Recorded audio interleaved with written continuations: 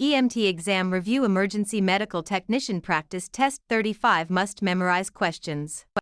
Question 1. What is the standard flow rate for a non-rebreather mask? 2 to 6 L/min 6 to 10 L/min 10 to 15 L/min 15 to 25 L/min.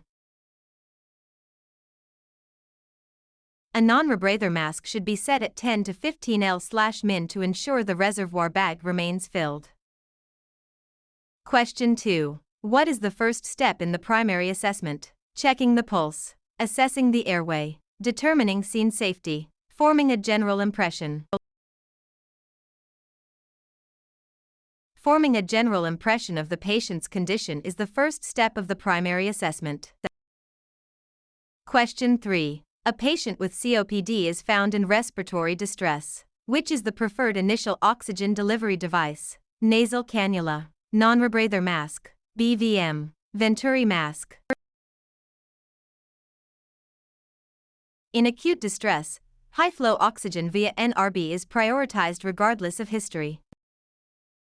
Question 4. What is the defining characteristic of a tension pneumothorax? Tracheal deviation, muffled heart sounds, pulsus paradocus, increased breath sounds. Tracheal deviation is a late sign of tension pneumothorax. Question 5. Which of the following is a sign of compensated shock? Decreased blood pressure, tachycardia, weak pulse, altered mental status. Tachycardia is a compensatory mechanism to maintain cardiac output. Question 6. What does the in AVPU stand for? Alert, airway, assess, action. AVPU stands for alert, verbal, pain, unresponsive.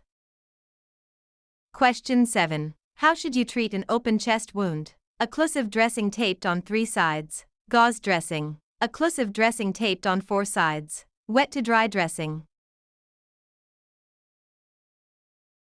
A 3-sided occlusive dressing allows air to escape but not enter. Question 8. What is the compression to ventilation ratio for 2 rescuer infant CPR? 30:2, 15:2, 5:1, 3:1. For 2 rescuer infant/child CPR, the ratio is 15:2.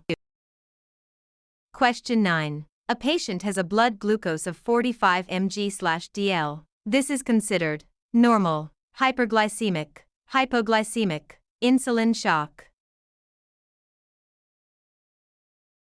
Glucose levels below 60 to 70 mg/dl indicate hypoglycemia.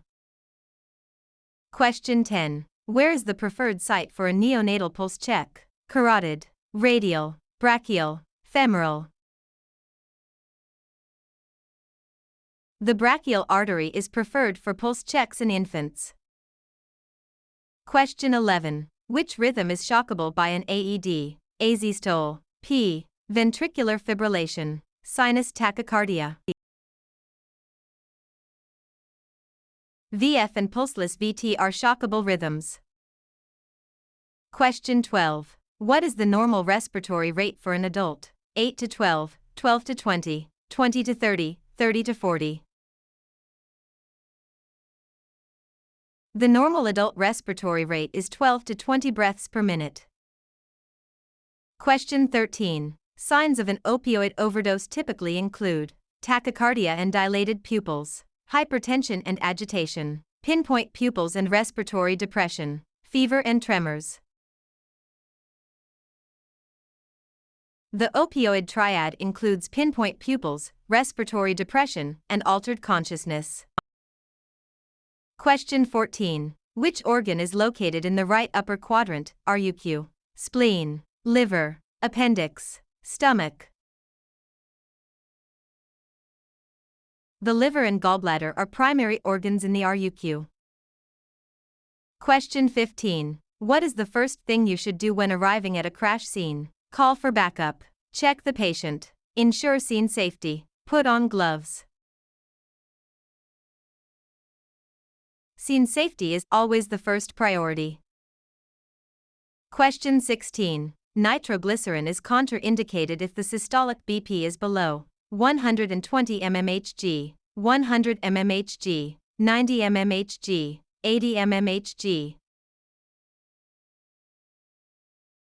Nitroglycerin is usually contraindicated if SBP 90 to 100 mmHg. Question 17. A silent ME is most common in which patient population? Elderly, athletes, diabetics, children. Diabetics may not feel chest pain due to neuropathy.